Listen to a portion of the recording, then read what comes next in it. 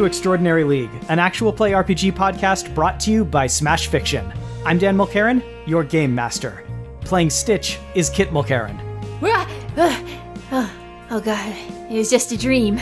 I saw Dante tear off his pants, but he wasn't wearing pants this time. Playing Dante is Liz Logan. Stitch, do you know where my pants are? Playing Nico Minoru is Miles Schneiderman. These Phyrexians are going to Minoru the day they messed with the Extraordinary League. Would you say that Nico recently picked up the staff of pun? I think that might have been it! God, none of us are even dads. We're all dads in our hearts. Playing Luna Lovegood is Megan Bob. Dear Quibbler readers, I finally saw Toothless again. I wish it was under better circumstances, but I suppose that's sometimes how it is. That even when it's all terrible, there's something not so terrible about it. Life is strange like that. Also, I've been traveling in sort of a dream world with a cat that wears a bandana. Lots of love, Luna. Playing Mordin Solus is Claire Mulkerin. Look at us. We may never pass for a perfect team. Or as perfect people, can it be? We're not meant to win this war.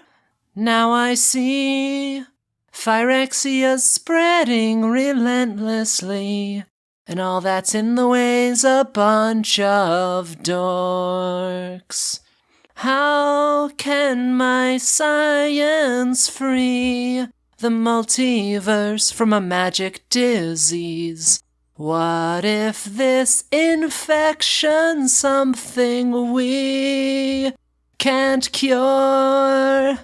So many times I've lied, saying I'm sure, but that was pride. Stopping this infection's like trying to stop the tide.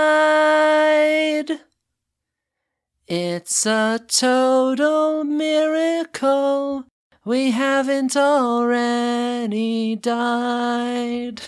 Well, the night is young. So beautiful. Previously, your journey to find the fourth gem that can help you defeat Phyrexia led you to Phyrexia itself. There you met up with another League cell who introduced you to a cat-like creature named Morgana. He took you to the metaverse, a shadowy version of the physical world shaped by people's thoughts and perceptions, which you used as a way to sneak through Phyrexia unnoticed by its denizens. You fought some Phyrexian shadows, but eventually emerged back into the real world, and with Nico's amulet, managed to locate the gem you're after. It's in a giant, walled-off junkyard. Our scene opens as your group, along with Morgana, moves quickly and quietly down a street leading to the towering wall separating the junkyard from the rest of the urban sprawl. The street has been closed off for repair, meaning that you are currently the only living beings on it, but you don't fool yourself into thinking that you're safe. You're never truly safe in this world, and you find yourself checking the nearby buildings for windows, or glancing at the sky to make sure that you haven't been noticed yet. The gray, oil-covered walls surrounding the junkyard loom closer and closer. Those of you that went to Westeros guess that it's maybe a third as tall as the Great Ice Wall on that world, but that still makes it at least a couple hundred feet tall. And from what you saw from a distance, it looks quite thick as well. You're not seeing anything resembling a door or other entrance through it. From the looks of things, the Phyrexians intended that new deposits to the junkyard be made exclusively from above via the flying barges you've seen back and forth. What do you do? I think it's important for us to ask, why is this wall so tall and so thick? Is the garbage dangerous? I mean, most things here are, so... Then what would the Phyrexians think is so important that they would put it behind these kinds of walls? Stitch is climbing the walls. Wait. You're a hero, Stitch. Be careful. Mordin uses the gravity gun to pull Stitch down. A small piece of the wall comes with him. So I'm holding Stitch in front of the gun. He's just like floating in the air. He's just like just biting and clawing at nothing. Mordin has finally found a good way of dealing with Stitch. Floating upside down. I could use my portal gun to create a portal on the underside of one of those flying vehicles, and then we could create another one on the floor here, and then when it's above the trash, we could fall through. Fucking great idea. I love it.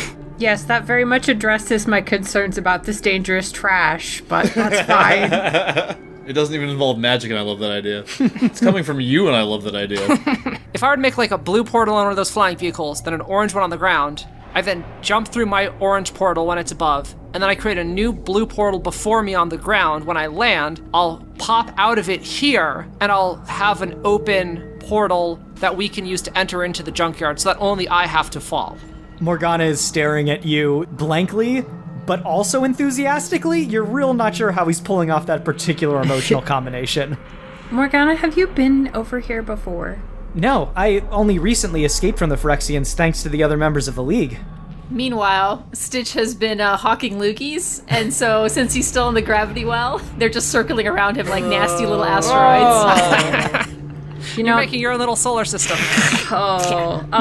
You know what? That makes it a little bit better, Mordin. I didn't think I would say this. Dante, what do you think is a good idea? Well, I'm just, like, chilling here, doing poses. Like, I'm actually enjoying our current situation. Oh, that's nice for you. Okay. The only issue would be that we'd have to make sure that when we land, it's on something that's not going to kill us or poke us. Right. I mean, supposedly the Phyrexians don't know that this thing is here, so they must have this wall for another reason, which makes me want to find out what it is. I don't know. Is there a way that we can try and find out what's in there? Is there some sort of way to sense if there's... I don't know what they would put behind a wall. A monster? You want me to try and, like, scry it? Can you? Yeah, that'd be great. I can give it a shot. You just used eye in the sky last time. I'm gonna say X-ray vision. That is a green. Okay. You put your staff in front of your eyes, and then when you lower it, you are able to see directly through the wall. Basically, what you're able to see is a more ground-level view of, what you guys had seen from above, which is to say, a large number of towering mounds of garbage that are gradually growing as these barges occasionally come in, empty their stock on top of it, and then fly off. You are not seeing any immediate signs of threat within the first, however far it is that you're able to see into this place, maybe the first 50 feet or so. I mean, Luna looks good, dude. You guys are taking your time with this, so I'm going to need all of you to make an intuition check with a bonus for perception, please. Oh, you're right. I got a red. Dante's smart. I actually got a green. I also got a green. Mordin got a yellow. White. He's like way too distracted by his Oh my loogies. god, I'm right. the smartest. So Stitch... That's how that That's what intuition is? You see, Dante's not paying attention to the conversation, so that frees up his mind. That's to right. Right. He's focusing on posing. So Stitch has created enough loogie that it has formed its own planetoid around him. So he's currently not exactly paying attention. However, the rest of you hear what sounds like the clicking of claws on pavement drawing closer. It sounds like several clawed creatures are getting closer to Hey, you. Mordin, you should do that portal gun thing. Let's go. Do you see large matte surfaces in there, flat? Yeah, totally. I definitely saw that. Okay, just me. Actually, I heard matte That's right. surfaces. You heard the sound of there being matte surfaces. Yes.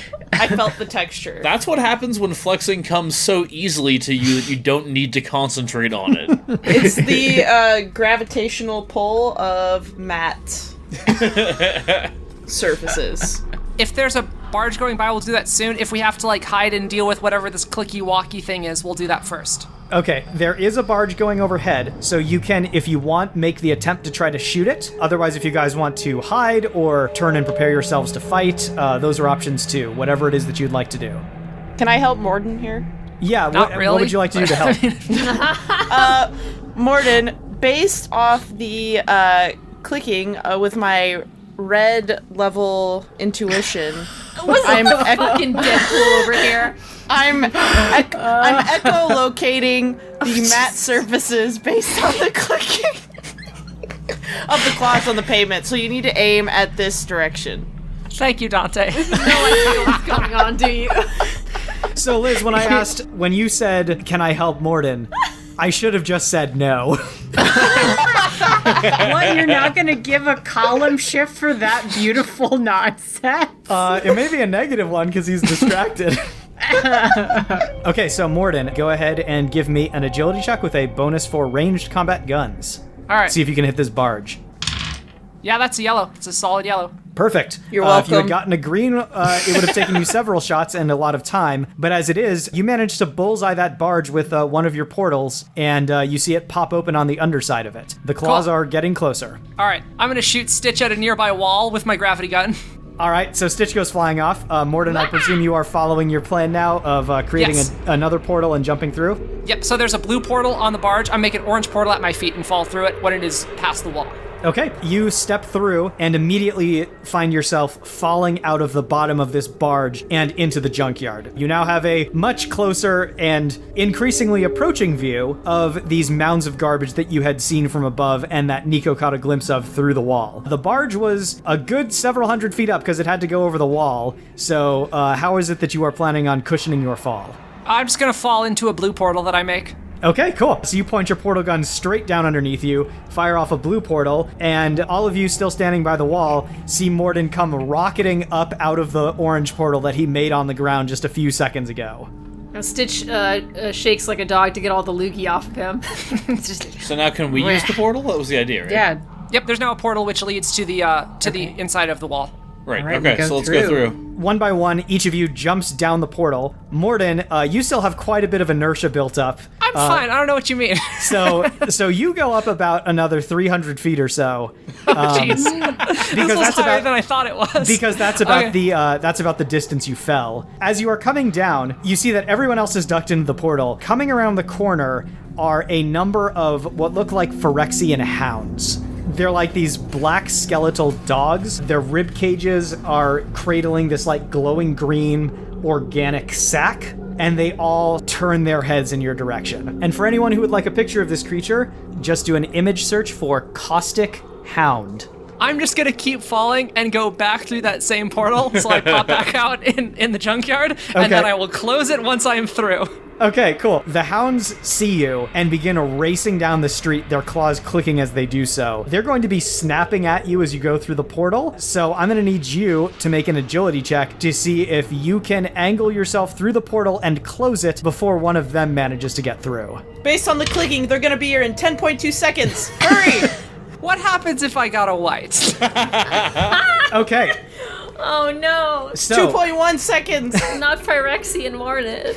those of you that that went through the portal, you now find yourselves in the junkyard surrounded by mounds and mounds of detritus. Suddenly, there is a yelp and a crash, and you see Mordin comes flying out through the portal on the ground at this oblique angle with a skeletal Phyrexian dog on him, currently clawing its way through his force field. Mordin hits a button on the side of his portal gun, and the portal shuts, but there is now one Phyrexian hound on your guys' side of the portal, currently biting away at Mordin. So Mordin, your force field breaks between the impact and the hound, and this thing is now directly on top of you, attempting to claw and bite into you.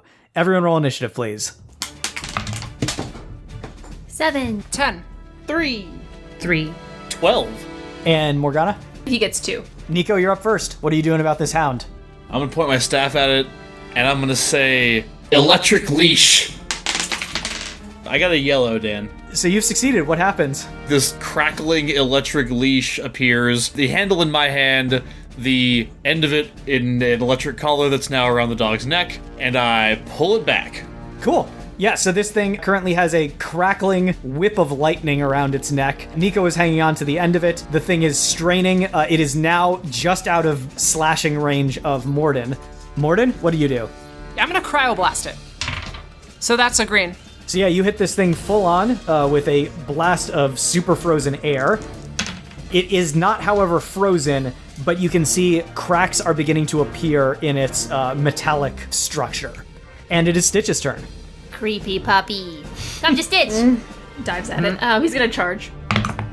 Green. Stitch, you go barreling into this thing as fast as you can. Because Mordin had partially frozen it with his cryoblast, your hit shatters it into countless shards of metal. The weird-looking green sack that had been cradled by its ribs falls to the ground and bursts apart in a cloud of acid. Stitch and Mordin both take 40 acid damage. Oh! Wow. That took a chunk of my health because my shields were already down. So That's Yeah. correct. Oh wow. So your Phyrexian stowaway has been defeated, although from the metallic baying sounds coming from the other side of the wall, it sounds like you might not have terribly long before someone comes to investigate. Can Morgana cast Dia on Mordin? Yes, he can. Okay. Morgana's gonna shine with a slight light and does a cute little victory jump and points his sword at Mordin. And Mordin's surrounded by this nice shiny blue light and feels a whole lot better. Yeah, Mordin's gonna get back 30 HP.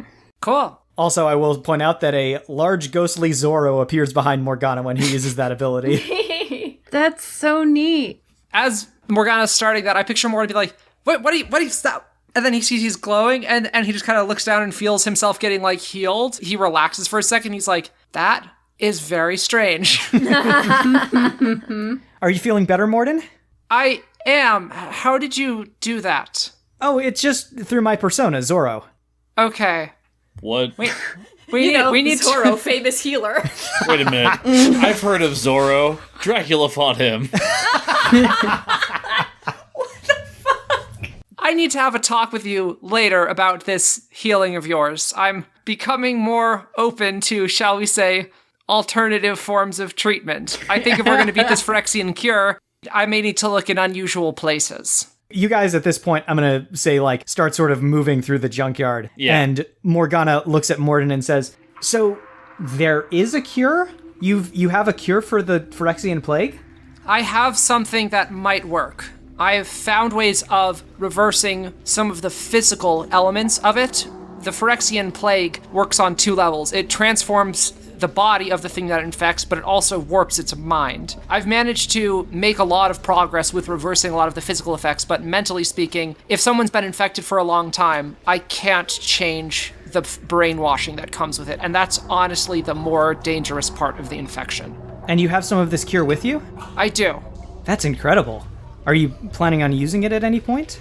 Well, hopefully we don't have to, but if we manage to capture some Phyrexians alive, it would be worth running some trials, but I'm hoping to save most of it for us in case things go badly. Well, maybe I can teach you some things about personas and the cognitive world in the metaverse, and you can teach me about science and that sort of thing. You can teach us how to travel in the metaverse? Well, I don't know about that. It's most of the humans I would see had to use an app to do it, a weird little gadget. I don't know that I can teach you to travel into it, but I can teach you some things when you're in the metaverse that might be helpful. Nico pulls out her phone. Is it available in the iTunes store?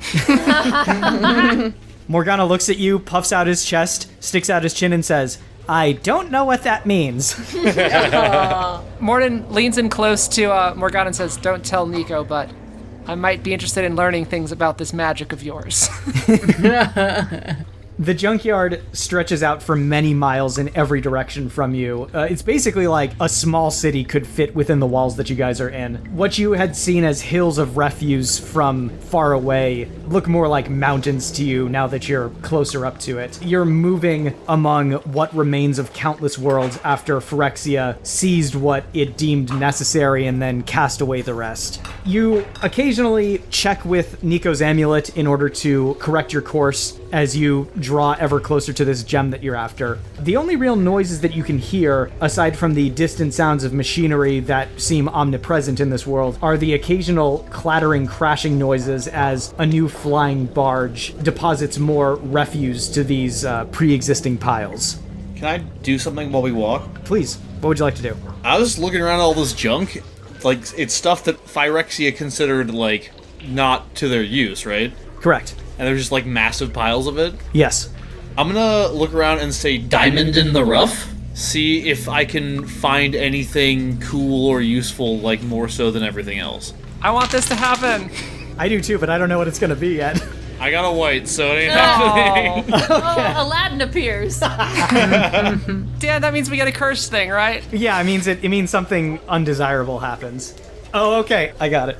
Nico, you point your staff, and as soon as you finish the spell, you feel a strong pull towards one of the larger piles nearby, but it seems like whatever your staff is pulling you towards is relatively near the surface. It shouldn't take you that long to get to it. Okay, hold on a second, guys. I gotta go find something. So you start digging through the trash that creates this pile, and after digging through layer upon layer, the tip of your staff is like almost magnetically attached to one particular item. You pull it out, you dust it off, and you see that it is a best of Neil Diamond hits on 8-track. Damn it! Stitch is gonna look up at Mordin and be like, oh sure, when she goes running off, it's fine. I look at the staff. You have a sick sense of humor. The staff looks smug somehow. I'm not entirely sure how that works. All right, we're taking this with us, Dan. I expect this Neil Diamond 8-track to pay off later. Yes. Should we be traveling through the metaverse instead of out in the open in case the hounds come? Or in case anything else comes? Morgana says, we're close to that gem that you're all looking for, and we can't detect it when we're in the metaverse, so I'll keep my eye out for anything that looks like it might be unpleasant, but... Yeah, Nico stops fucking around and pulls out the ambulance and starts doing a thing. How'd your trip go, Nico? You found something real valuable? Shut up! Ooh. Can I take off my clothes and start wearing garbage like Zoolander Oh my derelict God. campaign and Oh my stealthily sneak along the garbage mountains to be a lookout? You want to describe a couple of choice pieces of your new outfit, Dante? Yeah, obviously a black garbage bag. Uh-huh. I'm gonna make like some parachute pants out of those. I'm going to take pieces of a smashed printer and wear them as a headdress. Actually, no, I'm going to wear them as a belt. And a gray blanket with lots of cigarette butts put out into it. As Just- a poncho? What, Yes. like tied around your neck like a cape? Yeah. Okay. Stitch holds up a bicycle seat. Cod piece. I imagine Mordin is checking his notes to see what the early stages of Phyrexian infection look yes, like. yes, indeed. I'm just curious how Stitch learned about cod pieces. He hangs out Alright, with Dante. let's just move on. Okay, fair enough. Dan, if I cast Hominum Revelio, the one that senses humans, will it only sense humans that are fully human? Yes, that is the way that spell works. As you guys continue to move through the junkyard, I'm going to need everyone to make an intuition check with a bonus for insight. Oh, I got a yellow. I'm so smart. Fucking Tucker Carlson levels of white over here. Okay. Why? Mordin got a green. Stitch got a green, Morgana got white. Green. All of you notice a group of Phyrexians up ahead. They are standing on the near slope of one of the smaller refuse piles, which gives them a relatively clear perspective on the area. You're not seeing any way to get past them without coming into their field of vision.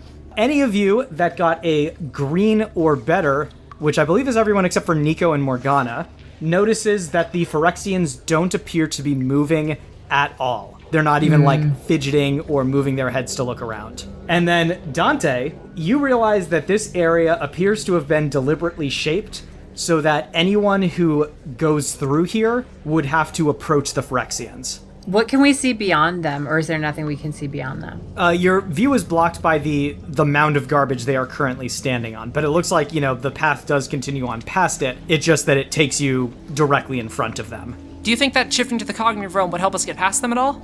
It should. It'll take me a second, but I can shift us over. We can sneak past and then shift out if we think we're safe. Okay. You all gather close to Morgana. Again, you feel that sensation of wanting to rub your eyes as you feel as though you're falling asleep. Black concentric circles expand across your field of vision, and you see the world change and shift around you. The piles that were once made up of garbage and detritus, you see are now made up of dead, diseased bodies. It basically, this entire place looks like a mass grave of unwanted beings. Jesus.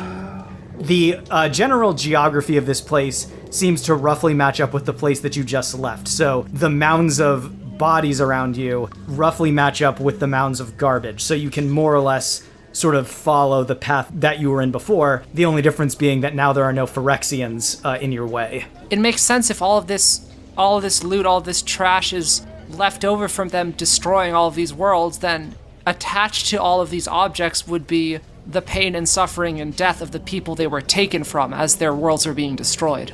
Morgana looks up at you and is like visibly impressed with your ability to translate metaphor into literalism or vice versa.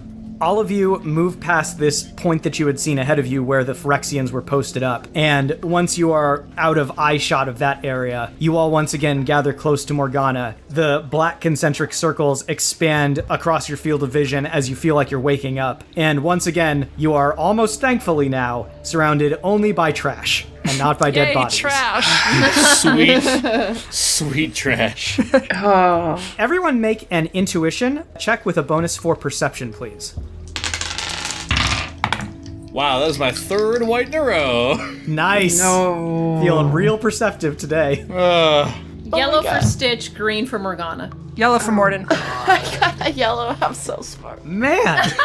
I got a white. Everyone except for Luna and Nico, now that you're past that point, you're seeing that there's a lot of obvious traps that had been set up directly in front of that area that are now visible from here that weren't visible from your initial angle of approach. Nice. They look very makeshift. Like, they look like they were kind of built using the garbage of this area, involving, like, tripwires and makeshift catapults. You even see there's what looks like a crane that was, like, turned into a wrecking ball with, like, a giant SUV at the end of it. Wow. But yeah, it looks like walking through that area would have been extremely dangerous. This doesn't look like it would have been made by Phyrexians. No. Right? I want to cast Hominem Revelio to see if there is a human. I'll spend karma on this. Yellow. Luna, you produce your wand and say Hominem Revelio. You immediately get a ping from your, human companions, but you also sense the presence of a human nearby, and you can tell that they are actually watching you. Ooh. Okay. Can I tell how close they are? It says within 100 feet. Can I tell direction or anything? You got a yellow, so yes, you know exactly where they are. They are crouching on top of one of the nearby mounds watching you. Okay, if they've already seen us, I am going to look in that direction and wave and then quietly say, "We're not Phyrexians." And that's not a thing a Phyrexian would say. When you turn and look in that direction, you see that there is a figure shrouded in darkness crouching atop this mound of garbage. They stand up as you turn and look directly at them, and you see they produce what appears to be a pair of handguns and point them in your general direction. You see also that they have a sword across their back. You hear this female voice drift down as she says, "Bullshit, you're not Phyrexians." Hi, we're travelers from another world. We're called the Extraordinary League. We are here to kill Phyrexians. Who are you? I'm not particularly in the mood for answering questions right this second, so you'll have to forgive me. Why exactly should I believe that you're not with the Phyrexians? I don't know. Is there something we could do to prove it to you? She thinks about it, weighs it in her head, and then says, "I guess not. I don't really know much about them." I'm going to look around in the trash and see if I can find an 8-track player. Oh, yes. Now's the time. Wow. Okay. Make a reason check with a bonus for perception. I'm going to spend karma. Are you really? Yes. Yes! This is what it takes to make friends, Nico. I got a yellow. Very slowly, so as not to spook this person, you dig around and pull out an old battered 8-track player. I'm going to hold my hand out to Nico and like kind of wave for the best of Neil Diamond. Nico comes over with the best of Neil Diamond, tries to figure out how to work the 8-track player, can't do it. What is even with this? What? Martin's going to try to stick it in and play it. You put it in. This 8-track player is clearly about 8,000 years old. And like the tape starts playing really slowly. And so like the music that comes out of it is very like low pitched and like almost kind of creepy. Well, the first song on the best of Neil Diamond, I looked it up, is Sweet Caroline. Fuck yes. So just imagine a real creepy slow version of Sweet Caroline. Oh my god. Everybody says ba ba ba at the same time. Yeah. Like even the people we're talking to. Mordin's gonna start dancing to it as best as he can, and I'm going to like start kind of like nudging my my teammates and getting them to try to dance along with me. Oh, So absolutely. good. So good. Yeah. Oh, right away. Yeah, no, Luna's jitterbugging with Stitch if Stitch will do it. Yeah, normally I'd be against the song, but against doing this, but you have to do at least that part. It's impossible not to. Exactly. All right, so Nico's standing in the corner all cool, and then when it gets to the chorus, you go, Ba, ba, ba. very quiet. Oh my God. So when it gets to the chorus, and everyone who knows the song goes bop bop bop, including the person Everyone knows the song. including the person who has guns drawn on you. She almost immediately holsters her guns and says, "All right, I guess you just proved it. I wasn't expecting that, but that's what you did." Who are you? She climbs down from the garbage, and now that she's close, you all can actually get a good look at her. She is a middle-aged black human woman. She has long dreadlocks pulled up and out of her face. She's wearing cobbled-together armor, and you see now that the sword on her back is a katana. And she says, "I'm Michonne. Who are you?" Well, we're at the Extraordinary League. I'm Luna. I'm Stitch. This is Lace. She's a dinosaur, professionally. Nico. Mordin Solus, Dr. Mordin Solus. Dante. Derelict Dante. "And I'm Morgana." She says, "Extraordinary, huh? Think highly of yourselves?" Pretty much, yeah. We didn't come up with the name, and I think the dictionary definition just means more than ordinary. We're varied. There's a lot of us. We're weird, I guess. Especially Dante. This fashion didn't end up on my body on its own. Well, you got past my traps and scarecrows a lot more easily than I was expecting you to. I don't know how you pulled that vanishing act, but maybe that's a conversation we can have elsewhere. Why don't you come with me? We can get out of visual range of someone who might be watching. If there's a safe place nearby. Oh, there's a safe place. She turns and begins walking off into the junkyard. How long have you been here? She kind of cocks her head as she walks and thinks for a moment and says, it's hard to tell. There's not really the kinds of days and night cycles that I was used to. I'm gonna guess somewhere between 8 months and a year. Oh my gosh. By yourself? Yeah, woke up in some kind of lab. They had put a translator thing in me, but, they happened to leave one of their scalpels a little too close to me, and the restraints were tight, but not that tight. Why would you stay here this long? What's wrong with you? She turns and glares and says, "Well, we can't all be extraordinary, derelict."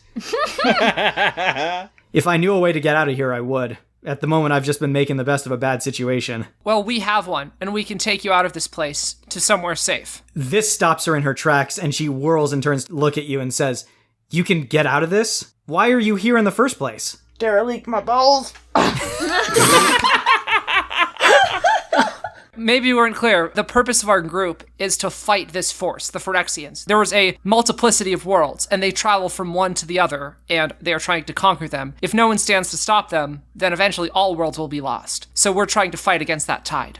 Yeah, this sounds like a big conversation. Fortunately, we're here. At this point, she walks up to what looks like just one of the other ubiquitous mounds of garbage. She walks up to a piece of sheetrock lying against it, but when she reaches out and her fingers touch it, you realize it's actually a curtain that's been perfectly painted and laid in such a way that it just looks like a big piece of rock. But she just pulls the curtain aside, and you can see that the mound of garbage is actually it's essentially like a large hut that's just been covered in garbage to camouflage it with the rest of the area. I knew that was there.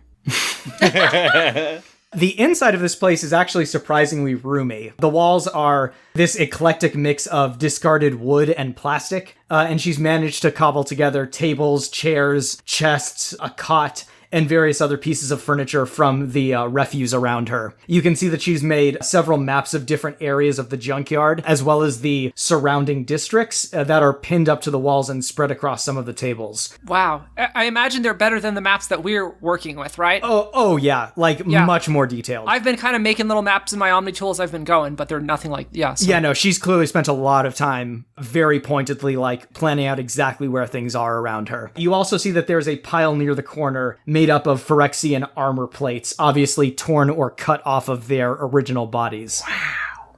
It feels rude to come into your house and not have a gift, but I'm afraid the only thing we have with us is, I guess, an 8-track player and some Neil Diamond. I'll pass on that, but if you can get me out of this world, that's all the gift I need. Is it just you here? Just me. I tried to make a couple of guard dogs for myself out of some of the Phyrexians, she says, gesturing to the pile of armor plates. It worked in my last world, but didn't really take that well this time around. They're difficult to tame? Yeah, I cut off their arms and their jaws, but still weren't that cooperative. Anyway, so you're all in this hellhole to try to fight against it, try to stop it from taking over other worlds? We're looking for a particular gem. Hold on, before we do anything else, I just need to do one thing real quick. And I'm gonna point my staff at Michonne and say, True intentions. Jesus fuck, I got a white again. So, suddenly, out of the 8-track player, begins to come what sounds like a movie score. It's, like, very crackly and distant. And then, like, you hear dialogue and sound effects and, like, incidental sound also coming through it as it is playing a relatively obscure movie called True Intentions. Nico throws the staff across the room. We should probably turn off that 8-track player now. I think it might be a little haunted. Look, apparently I can't do it, but we should at least make sure that she is who she says she is before we tell her anything. She says, I went ba ba ba. Isn't that enough? It was enough for me. You know, that's kind of a good point. Well, Nico makes a decent point. We're aware that Phyrexia is able to make its agents appear like normal people, so how is it that we know that this isn't some sort of elaborate trap for us? Because Phyrexia is aware of us and they've been fighting us for quite some time. I don't know, that Luna person did some kind of spell to notice me, right? Did that tell you anything about me? So you saw that she's human, right? That doesn't work on Phyrexians in theory? I didn't ping any Phyrexians. Okay. All right, fine. So you all still haven't answered my question. What exactly are you doing here? We're looking for a gem, and hopefully if we get enough of these gems and they're sort of scattered across the multiverse, then we will put them together.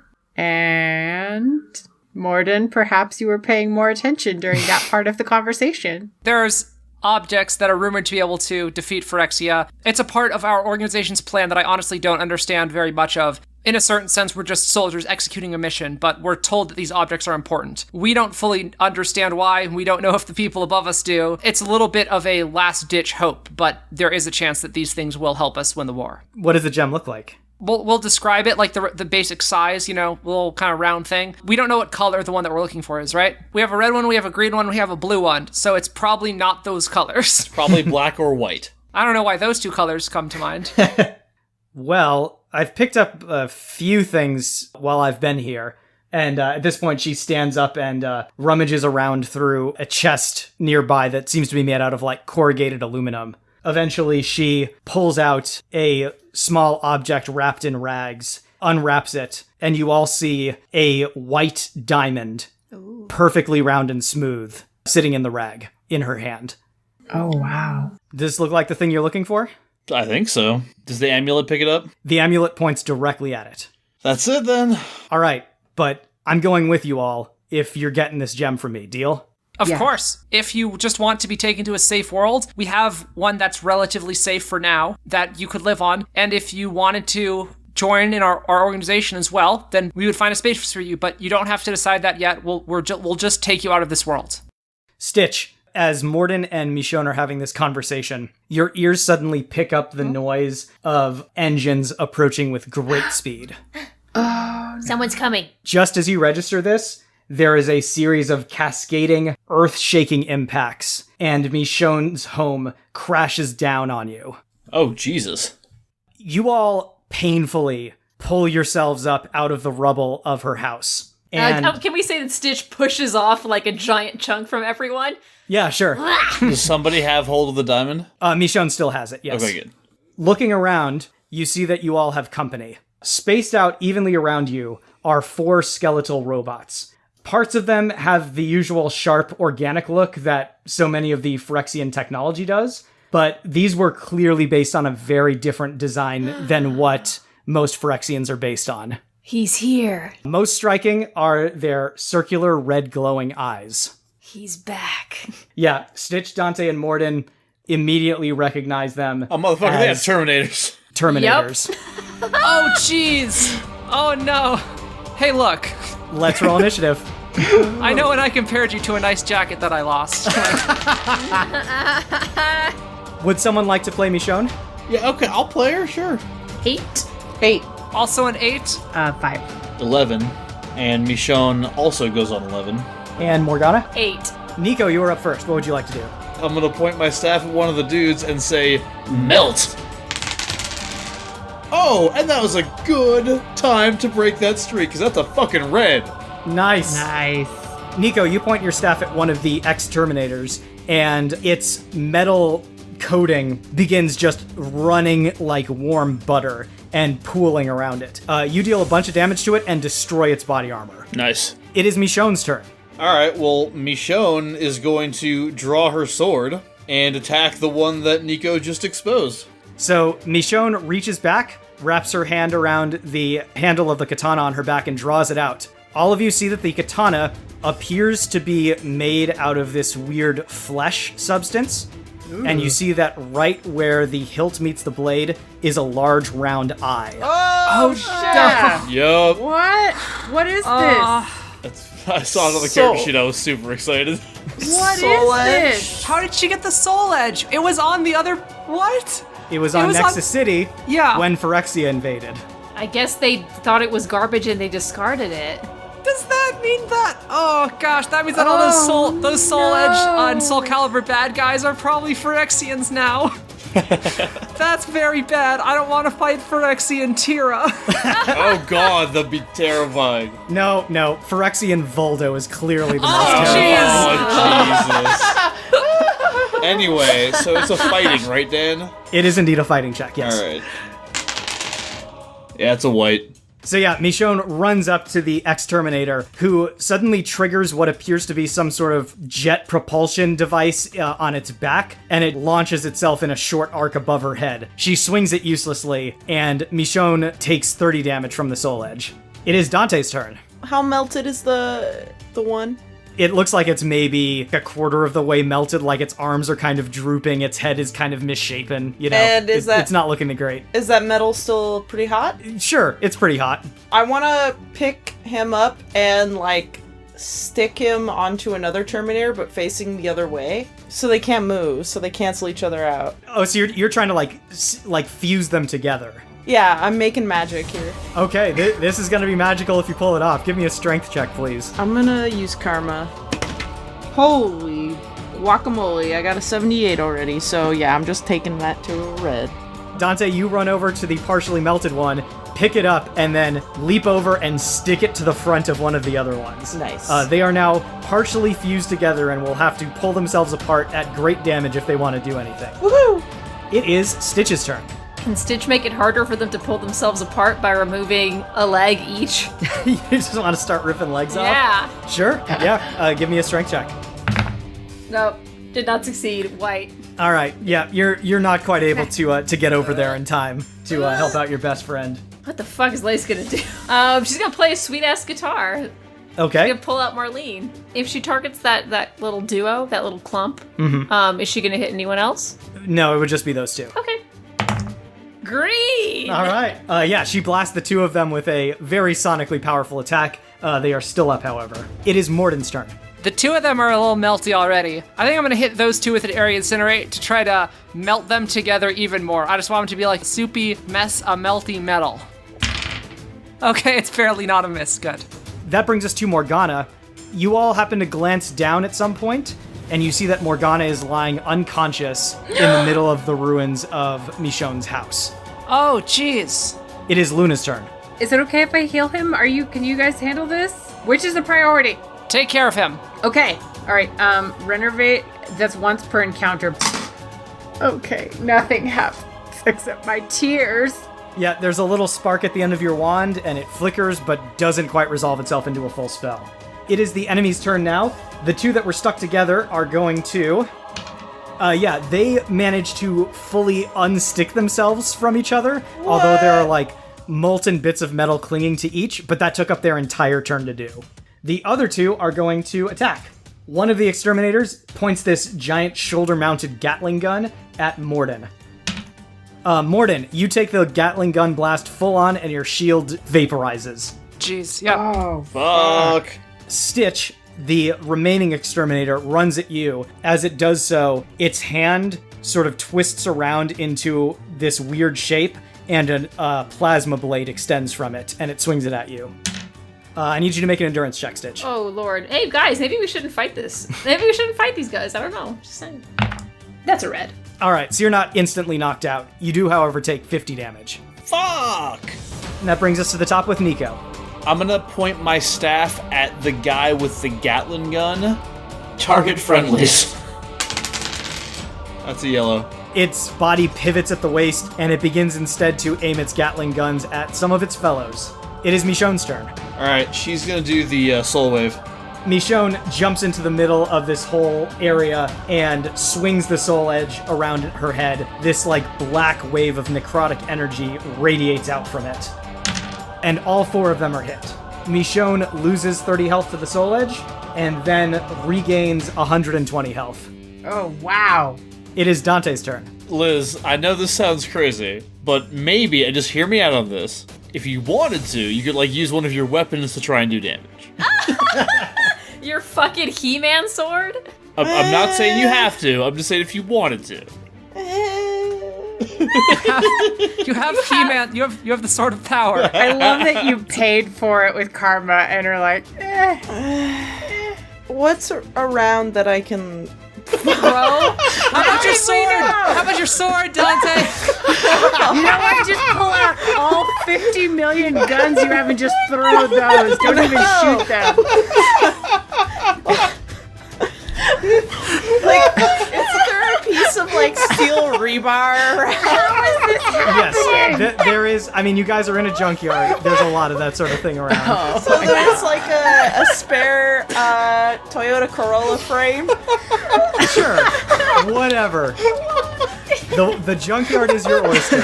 I'm gonna pick up a Toyota Corolla frame and throw it. It's like Dante wants to keep all of his weapons in mint condition or some bullshit. I'm a collector. What can I do? Yeah, if you take the sword out of the scabbard, you devalue it. All right, why don't you go ahead and give me an agility check, Dante, as I throw a Toyota Corolla frame at one of the exterminators. Oh my god, it's a red. Can we make Dante's sword look like a Toyota Corolla, with a disguise, so he fucking uses it? We need to steal his sword from him and hide it in the ground somewhere and make it look like an umbrella or something. So this sedan frame goes flying through the air, hits the partially melted exterminator, and breaks it into pieces. Nice. Smart. Oh my god. Stitch, it is your turn. Stitch is in front of that thing that hit it with its plasma sword thing, right? Yes, Okay. he is. This might be too many actions, let me know. But Stitch wants to tear off that arm and run that sword right through the thing's chest. Okay, give me a strength check. If you get a red, you will do exactly that. Karma! I will make it a red so that Stitch, all close up to the Terminator's face, whispers, "Stupid." Stitch, you deal 100 damage to the exterminator. Nice. It is still up. Its plasma blade is just embedded in its torso. Right. Lace. She'll play a little more. She'll play a little more Marlene. She's gonna play Sweet Caroline, actually. Aww. God damn, she's so good. She gets a yellow. Which one is she targeting? There's no more group together. No. No, the other damaged one that was making out with the molten one. Okay, I You know what gotcha. Yeah, I gotcha. Lace blasts the one that's still covered in the partially melted bits of its friend. Sweet Caroline, brow, brow, brow. It is Mordin's turn. Mordin's going to use his gravity gun. He's going to point it at the pool of melted hot steel that's all over the ground. I'm going to suck it up so that floating in front of my gun, there's going to be a little sphere of hot, glowing metal. And I'm going to point it at, I'll say the one that has the blade stuck in his chest. I'm going to point it at his face and shoot it into his eyes. That's a yellow. You partially succeed in that you take its head clean off, Okay. Nice. and the whole thing collapses. 2 left. It is Luna's turn. I will point out Morgana is still unconscious. You tried to revive him last turn and did not. All right, I'm gonna cast Ferula then, which is remarkable healing. So Morgana stabilizes. He's not in any danger of dying or anything, but he's not going to revive until after the fight's over. Exterminator's turn. The one who was targeting Mordin last turn is now targeting his buddy, thanks to Nico. Damn right. And shoots him with the Gatling gun. And the remaining one is going to go for Dante, pulling out its energy blade as it does so. Dante, I'm not sure how you avoid this. Maybe you just camouflage into the surrounding trash or something? Yeah. But it misses you one way or another. We are back to the top of the round with Nico. I'm gonna point to the thing's feet and say, quicksand! Use some more basic ones for these guys, I'm thinking. That's a yellow. The exterminator is swallowed up in the ground. The remaining exterminator is still only targeting friendlies and doesn't see any friendlies around, and therefore has no targets. So you guys are easily able to either dispatch it or just sort of get away from it as you please. Yeah, I was gonna say that Michonne fucking cuts it in half. That works too. She then very quickly sheathes the soul edge when she is done using it. Yeah, for sure. Do we recognize the sword, Dan? Yeah, it was in a different shape when you guys saw it. Tira had been using it, so it was in the shape of a giant ring. Were we aware that it can shapeshift into different kinds of weapons, or is that... No, you had never seen that before. You barely even really saw the soul edge, but like, it's such a distinctive look that you can't help but imagine that it's at least connected to what Tira was using. So as you guys sort of take stock, Morgana slowly wakes up and looks disappointed that he didn't get a chance to show off in the fight. Mordin, you notice that your side is stained with a liquid, and looking down, you realize that almost the entirety of the cure that you brought along was crushed in the collapse. No. How much do I have left? You have 1 dose left. Oh, shit. At this point, all of you glance upward as you see a blazing blue fireball is streaking through the sky. Son of a bitch! Obviously heading in your direction. No! What do you do? We gotta get the hell out of here right now. Like portals, we just portal away from it. Is there anything I can see that we can portal to that's very far away? The problem is that, like, this place is surrounded by those walls. Yeah. Which really cuts your line of sight out of this place. Wait, is the Toyota Corolla frame still there? It is still there, yes. I mean, Okay, if Japanese engineering. If I cast that flying charm, can we get in it? Fuck yeah. Sure. It's Harry Potter this shit. Yeah, absolutely. I have guys, I have to emphasize how little karma I have. I will spend it to get us the fuck out of here. If I die, how dare you? We'll avenge you, don't worry. I'm driving. Don't fuck me over. Fuck you. Then we're gonna have this fight again, huh? I will also point out, the steering console is non-functional. It doesn't matter. what? It's the point They're of it. still gonna It's fight my over the front Corolla, people. I get a yellow. Luna hurriedly points her wand at this now severely dented and partially covered in molten metal Toyota Corolla, which begins levitating off the ground. All of you pile into or on top of it as it begins to sail away from the incoming Azula. This was my idea. So smart. Stitch brought a Terminator, like, upper body with him, and he's sticking it out of the, like, driver's side, and he, like, makes it shittily wave, and he yells, no leak here!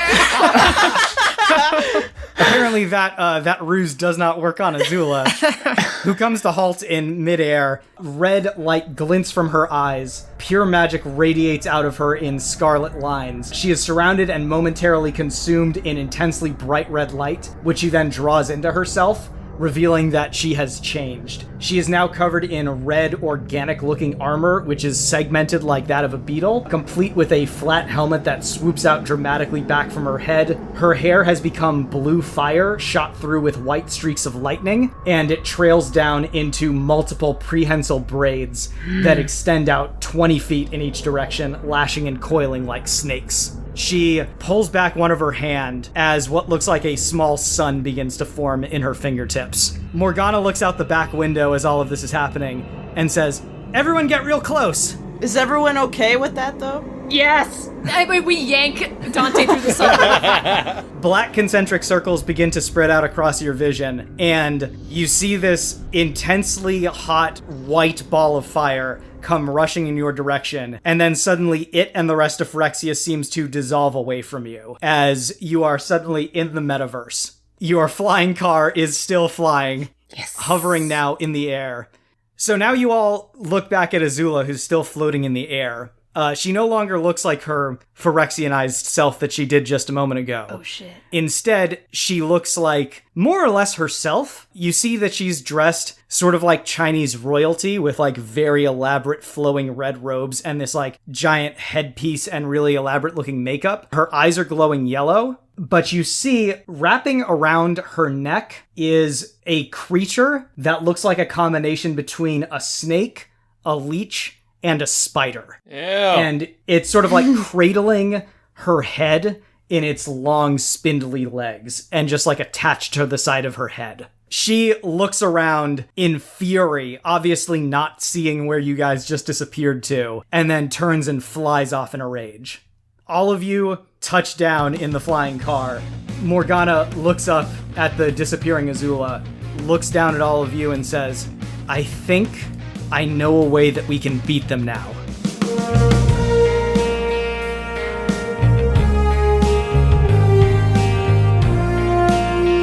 Extraordinary League is produced by Dan Mulkerin, with logo design by Claire Mulkerin. Special thanks to Kevin MacLeod at Incompetech.com for our theme song, Motherload, and to TabletopAudio.com for our background music and ambient sound effects. You can find us on Twitter at SmashFic Podcast and search for the Smash Fiction Podcast on Facebook, Tumblr, and YouTube. Subscribe on Apple Podcasts or your podcatcher of choice, and if you leave us a good review, we shall become more powerful than you can possibly imagine. Smash Fiction is made possible thanks to our supporters on Patreon at patreon.com/smashfictionpodcast. Please consider donating as little as $1 each month. It helps us keep the show going, and we have great rewards and extra content for those who help us out. If you have any suggestions, feedback, or other contributions, send them to us at smashfictionpodcast@gmail.com and help us continue the fight.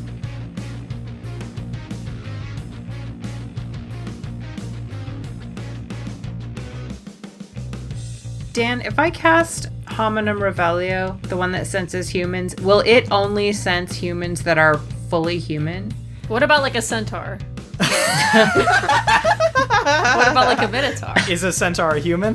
What about minotaur? That's like Is a minotaur a human? half. Could be. What if it senses half of the minotaur? Asking for a friend.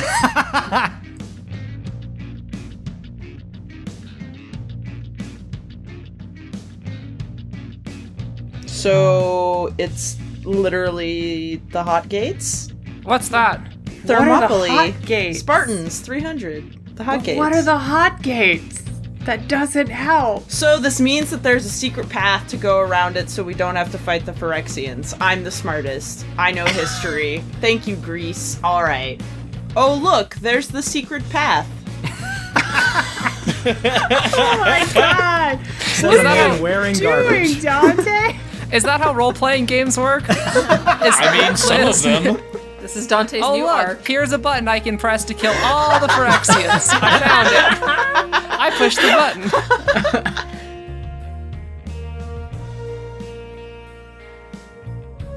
It doesn't even ping. Well, is Dante human? He's No, sort of human. half? See, does it find minotaurs or not? Dante's not a minotaur, so that question Okay, isn't valid. Dan, did But he's it half ping human. Dante or I did am it half not ping human. Dante? Dante was kind of fuzzy. There you go. You could pick him up, but it was a little uncertain. All right, we can find these okay. minotaurs. Kid is on a Finally. side quest. Is this the secret part of the whole thing we've been trying to do? Yeah, Kit's had this side quest listed on our character sheet from episode 1 and is just now getting the tools she needs to pursue it. We're gonna fucking go to the Greek mythology universe, and Oh, you're gonna hell fucking yeah. thank me. All of us are gonna fuck Zeus for some reason. No! Just Dante. Dante's gonna be pregnant with 8 swans.